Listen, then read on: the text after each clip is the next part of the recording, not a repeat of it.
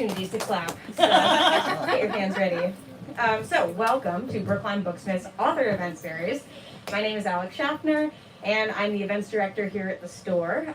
Tonight I am stoked, thrilled, privileged, honored, and emotional at being able to talk about The Stars Undying with author Emery Robin. Before we get going, I just want to say thank you everyone for being here. This is a lovely full room, and there are a bunch of people in there as well in the internet. Hi. Hello. Yeah, say hello to them, please. Wonderful job. So by being here, you are supporting an independent bookstore, which we greatly appreciate. We've been here since 1961. We just got bigger. It's stressfully large now, this store, and that is because of readers and community members like you, even the ones who came from very far away. So thank you for being part of our community and for supporting us with your presence, with your book purchases. You are going to make so many book purchases. Yes. Thank you. Now tonight's event is one I've been looking forward to for a long time. I see many familiar faces in the crowd, and I'm very excited to see Emery, who has insight, wit, and generally great personality, which are a pleasure to be around, and a real pleasure to experience in the form of a book. So this is great. Emery self-describes as a paralegal, recovering Californian, and sometimes student of propaganda and art history living in New York City. I would say that Emery is a voracious learner, somebody who picks up stories both historical and legendary, old and new, and thinks about them very, very hard. That's commendable on its own, and maybe not as common as it should be. But to create something new and to synthesize hunger for information into an outpouring of art is a truly beautiful thing. The Stars Undying is a hefty book in every sense. It's a book of ancient favorites, new ideas, grappling with large questions through the lenses of two incredibly unreliable characters, although one is much more unreliable than the other, who have a lot to say but may not tell you all the things you need to know. It's about Caesar, Cleopatra, and Mark Antony, but it stands beautifully on its own in the shapes of its own characters. I don't know how to say his name. His name. Oh, we got Sarah, Gracia, and Anita. Yeah. I don't think you're mic'd. Am I mic'd? Now you are. Now I'm mic'd. We've got Sarah and Gracia and Anita. All right. So, them and many more. It is rich with treasure, dense cities, deep clear waters, treasure unplumbed, and secrets lightly buried. It's a gift to read and a better one to reread. I am very excited to talk about it, so please allow us to begin. Everyone give the warmest welcome to Emery Robin.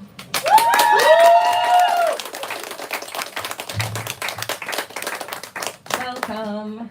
Thank you for that beautiful introduction. I'm just so excited that you're here. How has it been so far having this book out in the world? It's been a blast. It's been nervous-inducing, of course. It's been a joy. It's been especially a real joy to see so many people going, I read this book and then I learned some more about Caesar and Cleopatra and Roman history. It's a joy to share that with the world. Well, that definitely happened to me. I have now read Shakespeare, as I hear you are supposed to do. I've also read a very important book called The Royal Diaries, Cleopatra VII, Daughter of the Nile. This is a book which, if you haven't read it, but you have read this one, you should go onto biblio.com, a free and wonderful marketplace for independent booksellers, and you should get yourself a copy, because that is going to greatly enrich your life in many ways. So, if you're here, you probably know this is a big retelling of the lives of Cleopatra, Julius Caesar, Mark Antony, and the mythology built around them. Could you introduce us quickly to your cast? Yes. My cast is Altagracia Kavira Patramata, our stand-in Cleopatra. She's a princess who's been deprived of her throne. She's trying to get it back. Her throne means access to a god who has turned himself into a robot. Possibly a god. Opinions are mixed. His name is Alexo, and he's a stand-in for Alexander the Great. We've also got Matthias Serra. He's coming from the Empire of Seau, which he has recently gained a lot of power over that some people aren't super comfortable with, notably like everybody. And he is pursuing his former friend and current mortal enemy to the planet of Sayat, which is Gracia's planet, in order to find his enemy, catch her, and maybe bring her back to Sayao, but things don't work out as he hopes. So this is a bold book because it reshaped some of the biggest names in history. So first of all, what sparked your obsession with these figures? And second of all, what gave you the guts to retell their story? I've loved Cleopatra since the Royal Diaries book, as was mentioned earlier, which is a great banger of the early 2000s. There's a scene where she's hanging out with Mark Antony and she pulls out his sword from his scabbard and it instantly cuts all of his clothes off. It's a very beautiful text. I don't know why it was for children, but I had a great time at age whatever. And then when I got a little older, my first Shakespeare was Julius Caesar, and I adored Julius Caesar, as you do when you're 11 and you encounter something. And I played Calpurnia, and I also played Brutus, and I thought that these, I was captured by these people first. The figure of Mark Antony in that play is one of the most compelling, powerful, extremely exciting figures that I keep coming back to in my life. And, as the story has been retold about 1,000 times, because the fall of the Roman Republic was such a historically important event, but also because it was an event that has so many sides to be told to it, and so many people want to argue over what it meant, beginning with Cicero, going out to Plutarch, going out to, Shakespeare, going out to Dante, on and on and on. There's been a lot of retelling, and Cleopatra's story has not gone untold, I will say. There's been a lot of discussion of Cleopatra, but there's still a notable sort of version of events of who Cleopatra is, what she meant to Rome, what she meant to the people around her. There's a very great biography that I read when I was in college. I was studying art history in Berlin, by Stacy Schiff, called Cleopatra Alive, which I was reading while I was looking at a bust that they've got in the Altus Museum there, which is a great bust of Cleopatra carved in a sort of Greek style as she would have wanted. It was found in Italy, of all places, and in the Altus Museum, they placed it so that a bust of Caesar is looking longingly at her, which I think is hilarious. And reading this biography, studying this, sort of looking at the cultural melange that made up this statue, and carrying that throughout my life, and especially into the pandemic, which is when I wrote this book, and when sort of these people captured my imagination. Yeah, it felt very ripe for sort of trying to get across my versions of these characters and what I loved about them. Well, I think something that is evident if you're reading this book with a lot of the same sort of integral source texts is that you put in a lot of treats for people. However, it's really important that a book stand on its own aside from the treats, and that's something that's successful here. But how do you create something that gives those gifts to similar readers that is both stable and new? Yeah, I love an Easter egg. And I guess for me the way I approach it is that what made me tremendously excited about these facts, you'll have an offhand reference, for example, to the fact that Mark Antony crawled in through the roof of his boyfriend to go and when his father banned him from his house so that they could have sex secretly. If this made me very excited reading it in offhand, the Philippics, then it will make someone equally excited if I mention it offhand in a scene. These things are exciting in themselves, and adapting them into, folding them into sort of the dough of the narrative, I guess, feels pretty natural and pretty, these are the jokes that I'm going to make. There are some very good jokes. So this is a book that really digs into its themes, and one of those themes is lying. When people aren't lying actively, there's still such a focus on the variation in perspective that completely changes how one views history. So first of all, you really commit to the unreliable narrator in a way that I think is truly fantastic. What draws you to that rather difficult challenge. I love an unreliable narrator, and the reason I think I love an unreliable narrator is because it's sort of a flip side of the limited perspective that is also a lot of fun to write. It's, one loves to have the mirror of dramatic irony. One loves to withhold information in certain ways wherever it's withheld in the book, whether it's from the outside or from the inside. And I had been doing a lot of perspective work in previous short stories. That was a lot of third person, a lot of close limited third person, and that was sort of very natural to me. But when these voices first came out on the page, they were very clearly first person to me. And because I had been in such a rut before, I was like, well, there has to be a reason that this is first person. If someone is talking as themselves, there has to be a reason they are saying this as themselves.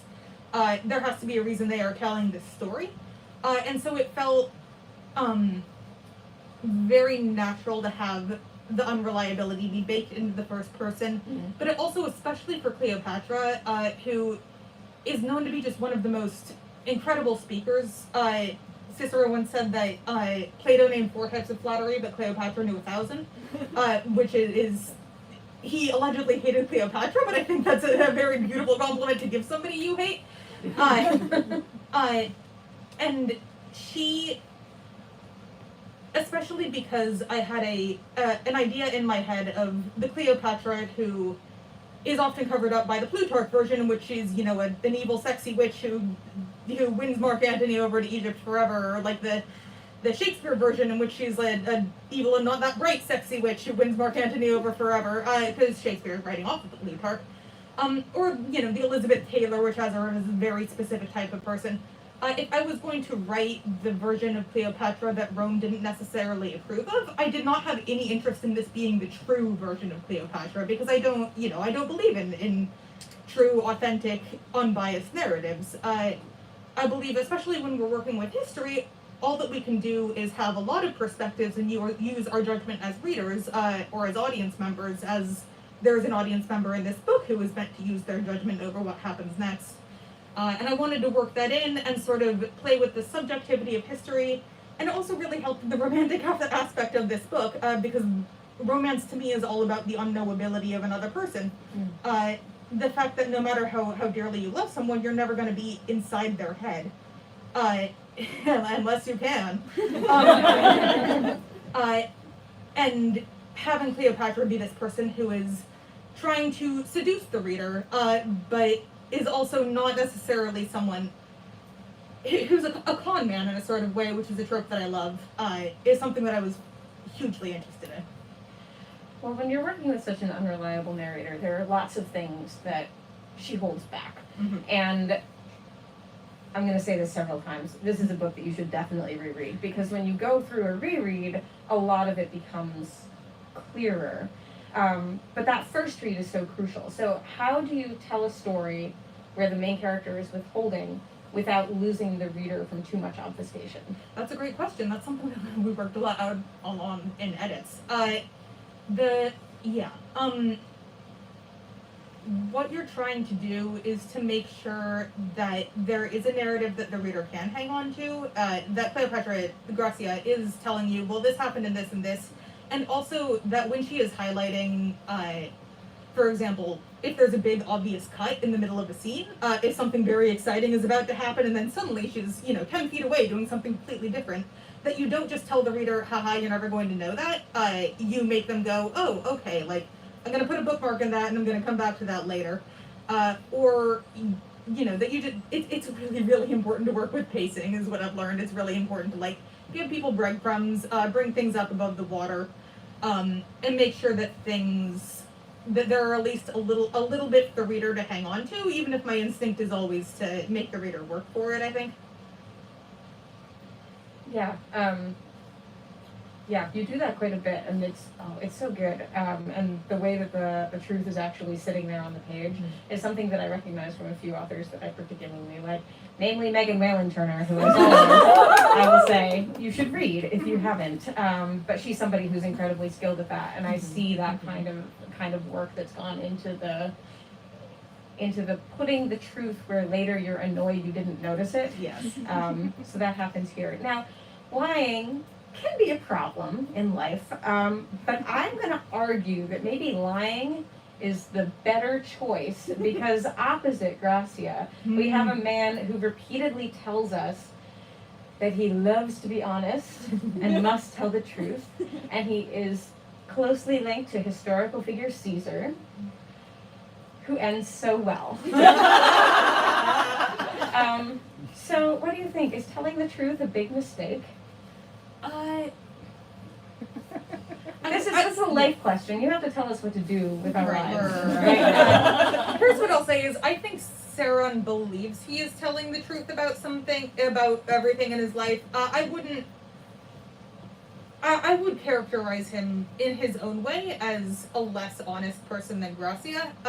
He's sort of the flip side of the unreliable narrator, in which you have someone who is spending almost the entire book lying to themselves, telling themselves what they want to hear and what they want to believe, and he wants to believe everyone loves him, and he wants to believe that he's going to rule the world and that that's the best thing for the world. He wants to believe that there really is nobody outside of his head that he would have to lie to, because everyone is sort of in there with him, telling him he's great. And that isn't a great way to live your life either, I would say. But that's sort of fun to play with in the reverse way from Gracia, in that I'm not withholding information from the reader in the same way, but I'm withholding certain emotional truths from the reader that are you kind of have to intuit or be aware of emotionally. I'm going to move on to another of the big questions of this book, which you've already raised, which is, what is the nature of God? So, a quick overview. 300 years ago, Alexo, the Undying, died. But when he did that, he uploaded his brain to a magic pearl, which is now worn by the kings of Sayet, and they worship him as a god and their kings as prophets, essentially. And my question is this: can you tell us about the argument which, in your acknowledgments, you say led to the question of the problem of the pearl of the dead? We're going to fit of a few more times in that sentence. So it was, I will say, this was important, and it was the first social interaction I had since the pandemic began. And it got intense pretty quickly. It was a wonderful picnic I was having with my friends, and we got into a hypothetical, which was if you could create a clone of yourself instantly, that was genetically identical to you, had all of your memories, was indistinguishable from you in every way, and it would get $1 million, and your original body, or you, depending on how you look at it, would die instantly once this clone was created. Would you do that? And this has been raised in sci-fi before. That's apparently what transporters do in Star Trek. That's what they did in The Prestige. Well, now we don't need to see The Prestige. Very sorry to anyone who hasn't seen The Prestige. So half of us were arguing, well, this is a type of suicide. You would be essentially creating a different thing. You would not exist anymore, but this different thing might have your memories, but it wouldn't be you. And half of us were arguing, no, that's a form of instantaneous transportation. It is you. And eventually, one person suggested that those people who were saying, no, this is a copy, it may be identical to you, but it's not the same. These were people who had a religious education and were raised to believe in the soul. And this was absolutely fascinating to me. This is something that, captured my imagination immediately, and I started thinking about it in terms of inheritance, about parents who, in ancient times, where kings had children, felt that their children were close enough to them to be them, that this was sort of a way to think about the transfer of power, but also a way to think about the soul, to think about immortality, and what people thought of as the immortality of gods. Well, when you're talking about religion and science fiction and the way they're intersecting, you've spoken online about writing Jewish science fiction and that being sort of a critical part of your approach to story. Can you talk about that? Yeah. As soon as I started writing worshiping God into this story, I knew that I didn't want it to be a story about does God exist. I didn't want to ask like, is Alexo, is the pearl real? Is there really a voice in their head? There is. You hear it. You see him. You know he's there. You certainly do. Is he God? That's a different question. You know, I wanted a legitimate answer of like, do you choose to believe that this person is worthy to be worshipped, which is an open question in a lot of Jewish theology in a way that it's not necessarily in what other people might think of as their religious tradition. Whether someone who has divine power is worth worshiping, and whether religion as you practice it is something that has to do with your relationship with God or your relationship with your people, your relationship with your family. So that's a big part of this book. And a big part of this book is a question of being a religious minority, a question of cultural practices and how do they translate. You know, if you have a holiday that people say has absolutely nothing to do with a religion, but is still practiced the same way, okay. What assumptions do people make about how religion operates in terms of power, and when those assumptions are challenged, how do they react to that?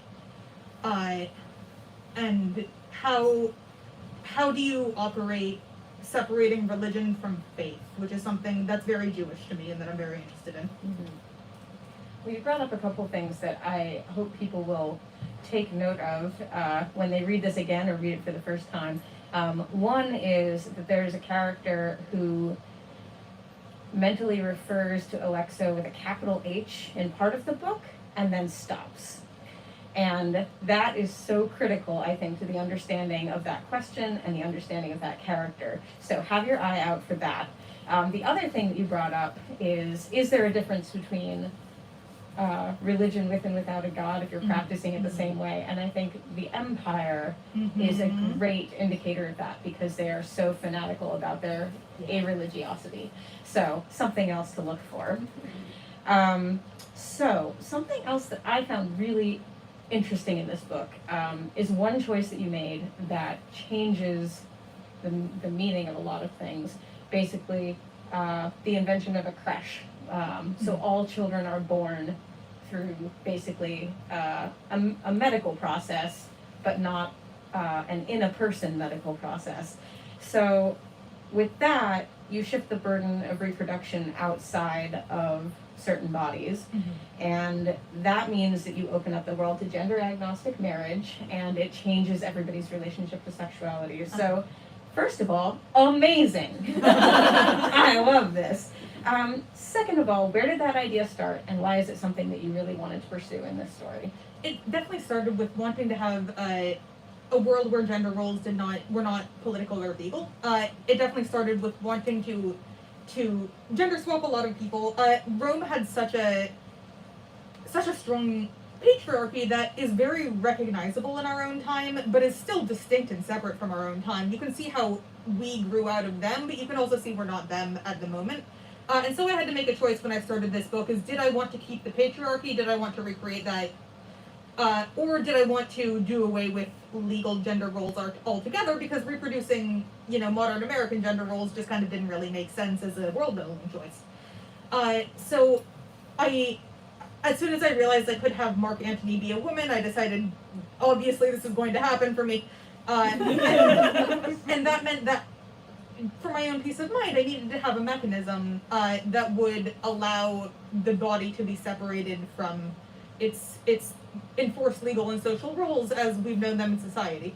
And reproduction was going to be a big part of that. And especially in this society where arranged marriage still exists, political marriage still exists, inheritance is still a really big part of people's lives, there had to be something that would allow mechanical reproduction in this way, a medical reproduction, that would allow, two men to have a kid that they felt was genetically theirs. And that made sense to me. The creche is a word that I've seen in a lot of science fiction. It's certainly, not my own idea, but it felt very, very necessary in order to tell the story as expansively as I felt like I needed to tell it. Well, your use of it is really interesting, and I have seen the word before and the concept before. I've never seen it executed like this. Okay. And I've never seen it impact so many things in the story and the world building. So on both a small granular level and like a galactic I'm level. really glad that you've So. made that connection there, because I was totally thinking of that and I haven't discussed it with anyone. Oh. Yes. So something about Gracia is her obsession with learning, her interest in history and language and precedent. Where did you get that? And separately, how do you think it serves Gracia's efforts to secure power? So the real Cleopatra was fantastically well educated. She was very brilliant. She, in addition to her charisma, she was, Cicero again said that she passed from language to language like she was stroking the strings of an instrument. I don't know why he talked like this. So he didn't like her. No, because she lent him a book once, and then she promised to lend him a book once, and then she didn't. And he hated her forever after more. She did speak 7 languages, including Ancient Egyptian, which no one in her family had spoken up to that point, which says more about them than it does about her, but it does say something about how astute she was at brilliant. Sort of understanding that she needed to communicate with people. And she was educated in mathematics, she was educated in strategy and history and philosophy and all of the things that a ruler would have had to be educated in at the time. But she was also, to me, someone who threw like the best parties in history.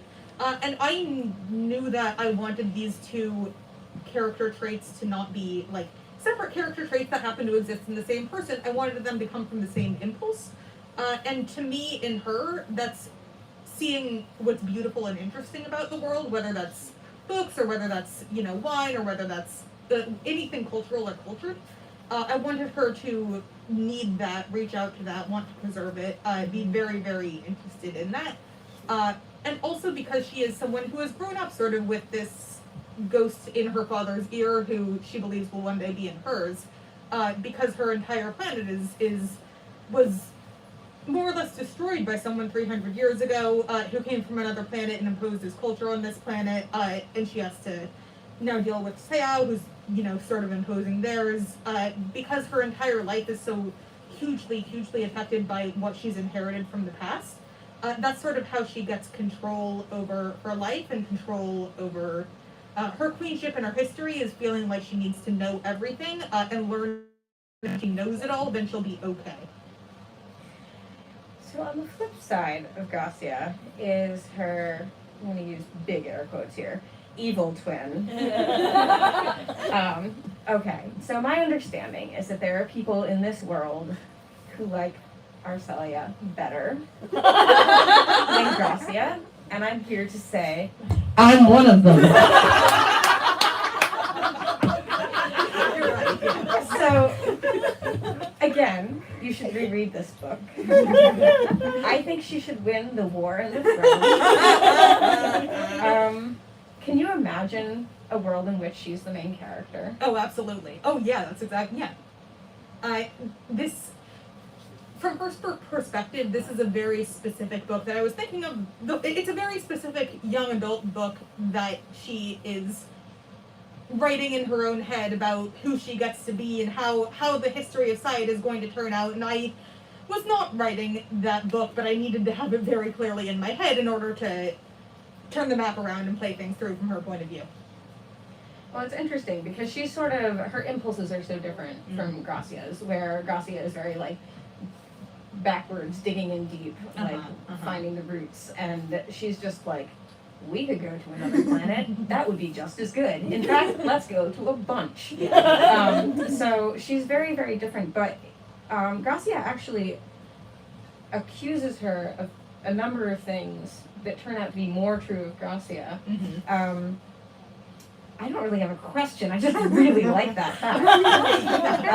I fully encourage the hashtag justice for Arcelia people. I also encourage the Arcelia enemies and antis. I think you're all correct and wonderful. Another thing that I have noticed character-wise is that Arcelia and Anita is Mark Antony. Anita is so hot. I love her. She is a mess. She drinks, she gambles, she shoots people that she's not supposed to shoot. It's wonderful. But she actually has a lot of the same impulses of Arcelia. So I think it's interesting to see Gracia respond to them differently. So were these some deliberate similarities, and what was it like to demonstrate Gracia responding to those similarities in totally different ways? Yes, very, very, very intentional. That's a big parallel that I wanted to make in the book about how Gracia responds to her two family members through her two love interests. And the way we can sort of get a second chance to play out relationships that we feel have failed with new people who sort of come back into our lives. And that I feel that is something we do psychologically, is we try to repeat the past, especially Gracia, who is all about repeating the past, who, like you say, is very dug into the past. There are a number of moments in this book where Gracia consciously or unconsciously compares Arcelia to Anita. She very much sees Arcelia in Anita, but all of the resentments and all of the hatreds and all of the pride that she's got about Arcelia are something that she can kind of put aside with Anita when they don't exist, and she's not related to her, which is a big important thing. For many reasons. And deal with someone who makes her angry and makes her feel out of control, which is something that is also true of her sister, but who she doesn't despair of, and who she feels like she could have a future with, in the way that Arcelia feels to her something very, very rooted in her past.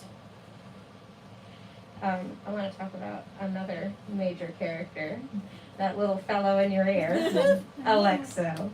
Alexo is great. He's cranky, he is bossy, he blew up the moon. It is in 3 pieces now forever. His romantic backstory is very good and interesting. I also think he's from a long tradition of super powerful characters who have awful personalities. So are there any irritating young men or women that you sort of were drawing from when you created his wonderful character? When we were doing the audiobook, I wrote up a dramatis personae for them to sort of like, Anita is like an 80s high school bully if she had a talent for pining, things to help them get the idea of the voices. And for Alexo, I said the cat from Sabrina the Teenage Witch, if he was a tenor. And that I'll say, his sort of vibe was very much in my head, which I know is not particularly sci-fi, and not particularly epic, but certainly something I was thinking about. And now I will also think about it forever. But I mentioned Alexo's romantic life. I think, honestly, one of my very favorite moments in the entire book is a moment when he kneels in front of his beloved. Kneeling, a big deal in this culture, not something you do lightly, and tells him that they are both Alexo Undying. Can you talk about that relationship and about how both of them are required to make God? Absolutely, yes. So that draws from 2 historical moments. One is that not kneeling per se, but prostration was a huge deal in Greek culture. That was something that doing a certain prostration act was something that Greeks would only do before gods. Persians did it before emperors as well. This caused a lot of cultural clash when Alexander was trying to unite the Greek and Persian empires. And when he told his Greek soldiers, I would like you to prostrate yourselves before me, and they said, we feel very uncomfortable with this and we don't like it at all. And this also comes from another moment when Alexander and his lover Hephaestion and the right-hand man had come to a queen who they had just conquered, and Hephaestion was taller. This is in the historical record, and the queen made obeisance to Hephaestion, and then realized her mistake and was like, oh God, I messed up. But Alexander came to her and said, no, mother, you were right, for he too is Alexander. Unbelievably romantic. So that's a purposeful nod to that, but it's also very purposefully what you're saying about this reversal of roles, about there is sort of very, very much a part of who Alexo is in this book is the inability to be vulnerable with anyone in the entire world anymore. Once the person that he loved has been 300 years dead. And that's a big part of what I'm thinking about when I think about kingship, when I think about relationships, is when you are grieving someone, you miss them, but you also miss the person that you were when you knew them. That person is dead to you. And that is a huge part of who Alexo is in this book, is that in a very literal way, a person, whether or not he is really Alexo, or just a copy of Alexo, the person that he was when he knew Kaviro is dead, irrevocably. And that's sort of how he acts as God, how he acts as king, is this absence of Hack itself.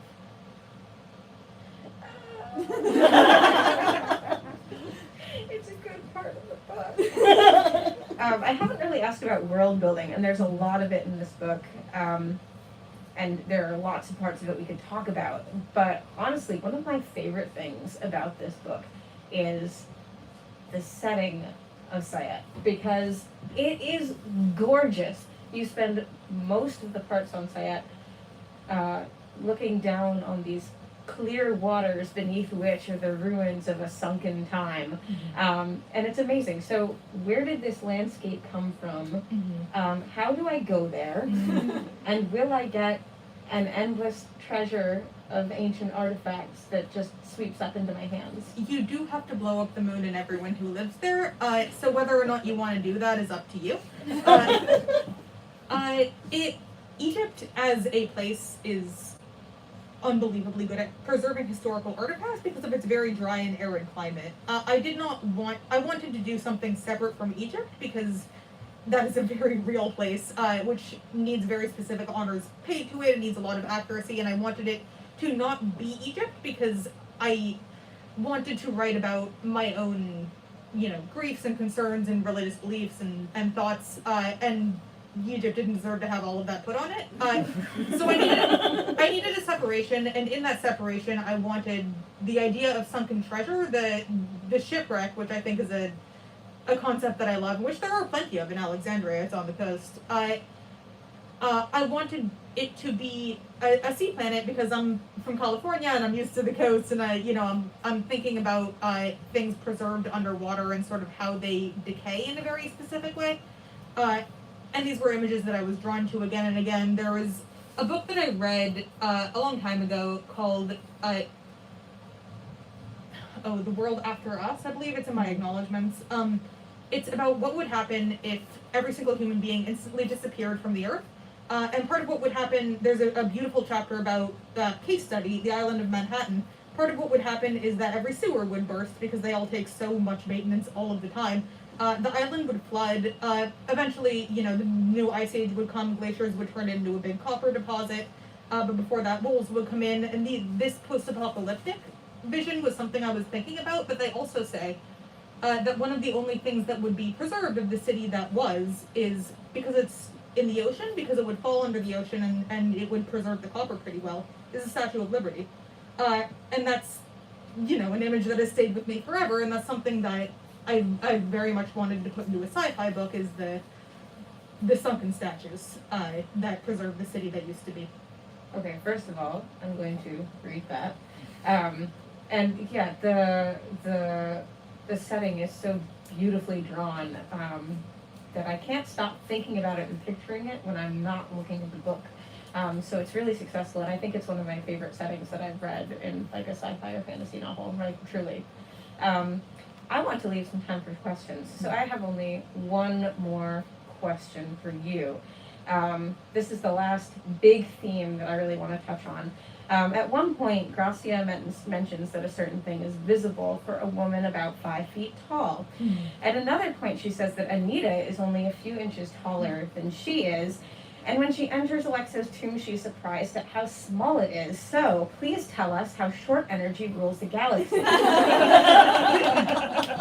This is a cast of non-stop short kings, except for like one person. Yeah, no, we quite literally talked about this in edits. My wonderful agent was like, "You need at least one tall person." I was like, "Fine." I'm not sure that's true though. We've got one, and it's Flavia, who is based on Fulvia, the unbelievable wife of Mark Antony. And she's tall. She's wonderful. We love her. One tall person allowed. You know, I'm Jewish. A lot of short kings involved. And no, it really all just happened pretty organically. I wanted Gracia to be based on someone I know who's short. You know, Anita is based on someone I know who's short. Sarah and I wanted to not be physically intimidating because I wanted his presence to be very charismatic and very mental and not, you know, a big hulking guy.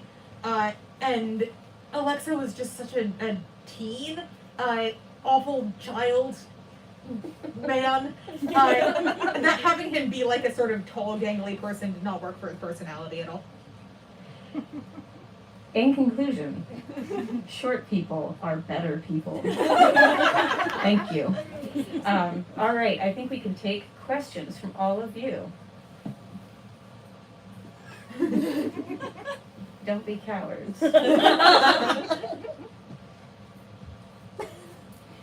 talked a little bit about what you love about these characters. I was wondering what frustrates you about them. That's a great question. It really is. Sauron is someone I think I would get along with least in real life because I have a really hard time with people who are conflict avoidant in that specific way. Or, you know, not conflict avoidant necessarily, but people who pursue, oh, why don't we all just get along at absolutely any cost. And writing him continuing to make that frustrating choice to me again and again, rather than and seek out the love of the people around him, and like people being nice to him rather than actually more honest relationships, is something that I found like, oh my god, can't you just get over yourself and not die?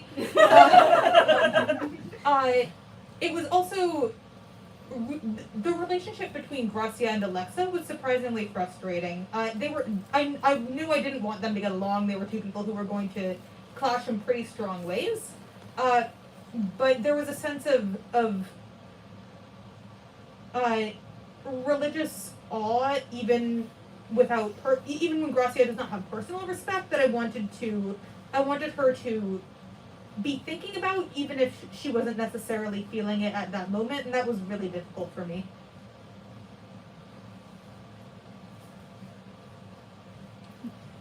So you talked a little bit about how grief influences this book in terms of Alexo and Kaviro, but I was wondering if you were thinking about cultural grief in terms of Sayet and how it is basically Alexander the Great blew up the moon and everybody on it, and also all the waters then rose on Sayet and buried the culture. And I was just wondering how you thought about that, especially in terms of writing as Jewish sci-fi.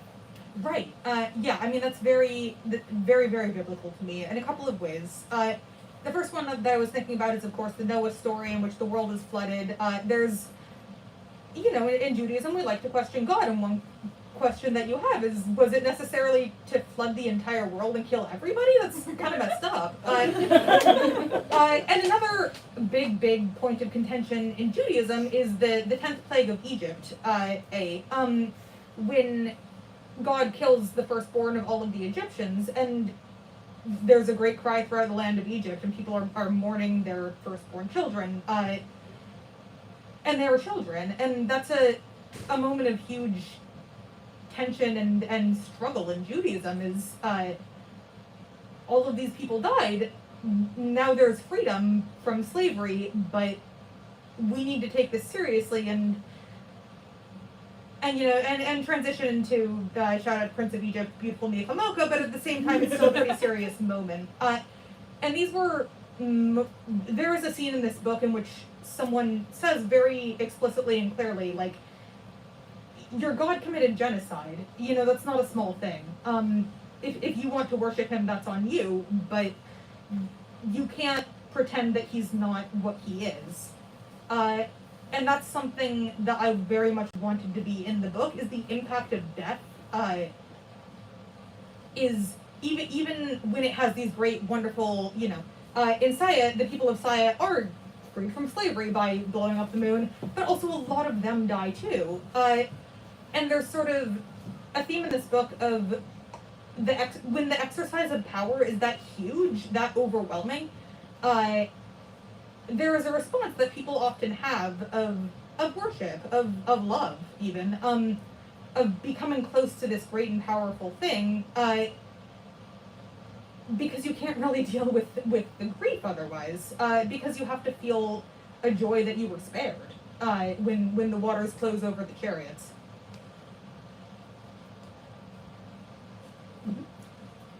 So you mentioned Flavia, who I love, and I'm also a big fan of your Octavian, who I have described very affectionately as a little bitch.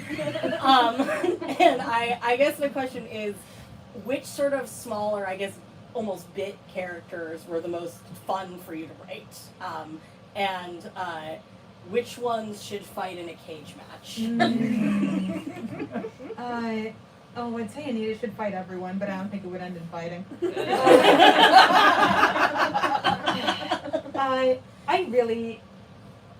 I can't give them more screen time because it's not their story, but I love Honata and Katya, who are my Brutus and Cassius of this book. I started as a Brutus and Cassius stan, and they're still, they're in my heart forever.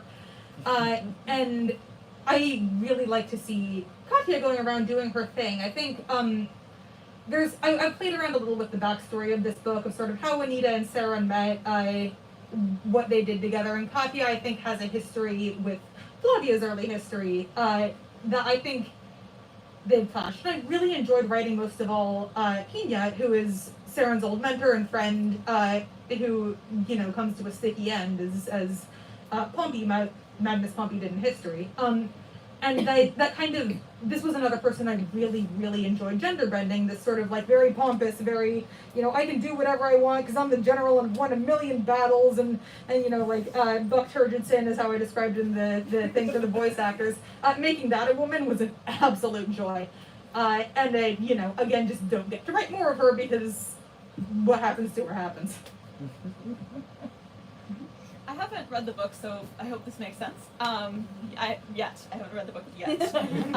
But I was curious about how you're describing Alexo as sort of like a almost like disembodied voice, and like I'm kind of thinking about the implications for that of almost like a Cartesian dualism of like separation of body and mind. And I was wondering if you could talk kind of more about that. Yeah. So there is a visual to Alexo. If you have him in your ear, and then his wires go up your ear and embed themselves in your brain, and then you can see him and hear him and interact with him, but he is not physically present. He goes through walls sometimes. There are parts when he'll be sitting on the edge of a bed, but he's not really in the right place and sort of glitching in and out of the bed. There's definitely an element of it makes him unearthly. There's an uncanny valley work to that. But I like what you say about the Cartesian mind-body dualism, especially because these people, Gracia especially, is a very physical person. She cares deeply about the senses. She cares deeply about the physical, touchable, smellable, tastable world. And to her, this person who is not physically present in her world, who can't eat the food that she eats, who can't, touch and talk to her people, is of her planet, but not of her planet at the same time. And that's something that's really interesting to her, especially when her father, who is the king, is the bearer of God. That this is someone who is in her father's mind, who is associated with her father's mind, but when her father's body is in the ground and this mind is out, is that really a person that she's going to have the same relationship with?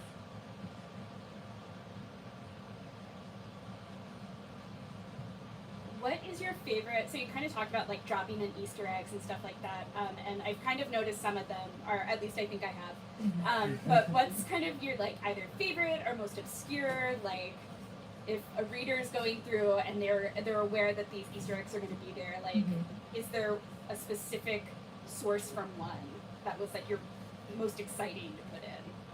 I got to do something with the story of Caesar's time in Bithynia that I really enjoyed.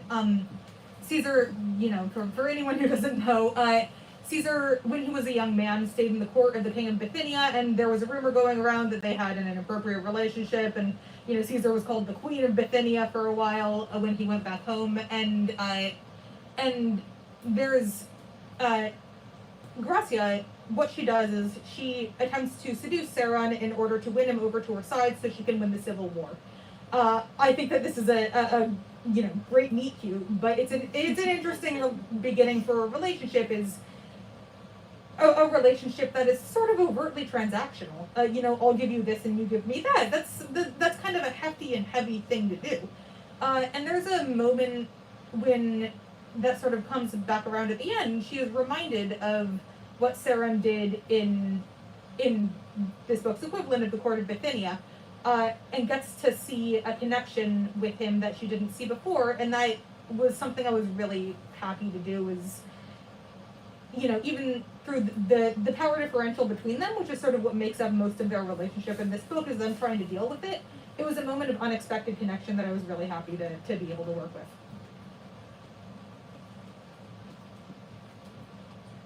Yeah, so kind of following up on that, I guess, with the flip side of it, you clearly have a very deep love of the historical characters, and the sort of original story, as it were, but when you're writing an adaptation in your own way, even though you've kept the bones of the story, like where were, and we've already talked a little bit about how you escaped the gender roles with the French, and so I was wondering, like, where was a part of the story where you felt most excited to sort of break out of the old stories that had already been told and say your own? This small petty version of this is not burning down the Library of Alexandria. We'll see what happens to it, but it's fine in this one. It says book 1 on the side.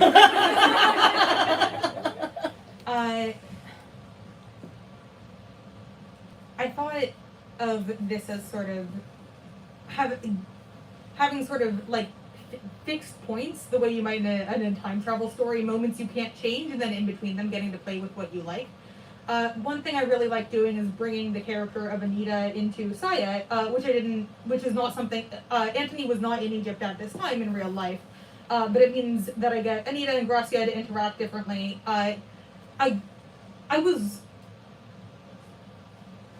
What I did was collapse a lot of Ptolemy siblings into one sibling, which is Arcelia, and I really, really, really enjoyed doing that, not only because I wanted to make things simpler for everybody, but also because putting all of that complexity in one person was something that was really interesting to me. Having this twin relationship, this sister-sister relationship was really interesting to me, and having all of the sort of mess of the Ptolemaic family who are always fighting one another and always trying to kill one another and always, doing terrible things to one another in various ways.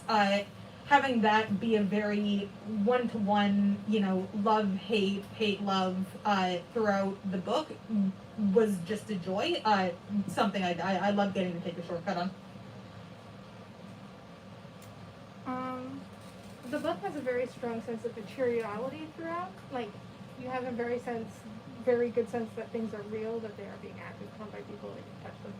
Were you looking mostly, and I mean, I'm not talking just about like the historical artifacts that might have mapped to like ancient Egypt, but also like the sci-fi elements of it, like the creating of this pearl.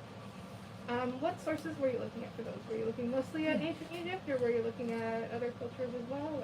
Or? The Fortune of the Pearl, which I enjoyed writing tremendously, and didn't write until pretty late in the process, actually, was very much a Soren creating the One Ring moment to me. I wanted, she's doing all sorts of things with radioactivity, and I wanted, I had been reading, and still am reading for the sequel, is something that's going around in my imagination, is about the horrible things radiation will do to you and do to everyone you love. And I wanted, there's such an otherworldliness to it, like, it is really uncanny valley in real life. Everything, things that shouldn't happen physically, you see them happen. And that's something I wanted to be very present in the creation of the Pearl, is this sense of this scientific thing that feels so inherently wrong and awful to us intuitively. So we talked previously about things about characters that frustrate you. Exact opposite question. These characters, which of them would you like to meet most in real life, and which would you like to actually be friends with in real life? Hi. none of my favorite characters in this book would want to be friends with me, which I think is, how you ought to write things. I don't think Anita and I would, I think she'd have a hard time with me. Honestly, I think the one who I could probably actually hang with is Katya. I think we'd have a good time tearing apart TV shows. But the joy of writing these awful people who are trying to take over the world is that they're so exaggerated. They're so, they want the biggest things and they are the biggest people, and that makes them, the most interesting people. And it means that, me sitting behind my computer, I don't really have that kind of, the emotions that I feel and experience get to be exaggerated in such a way that it gets a little bit of distance, the way that you want catharsis to do. We have time for one more. I know I've already asked a question. Can I ask another one? You put your hand up first, so yes. Oh, if somebody else wants to ask a question, then they can. No, nobody put their hand up. shit. Only you. All right. So you talked earlier about how you wanted Alexa to be real and that not to be contested. And in speculative fiction, there's kind of, you can get a little bit more general, but there's kind of two ways to go about having something that magic will be real, and it's to have like a fantasy setting where magic is real, or it's to have a sci-fi setting where technology is basically indistinguishable from magic. So why did you choose the latter instead of the former? That is a great question. There's a sort of cultural authority imparted by science, I guess.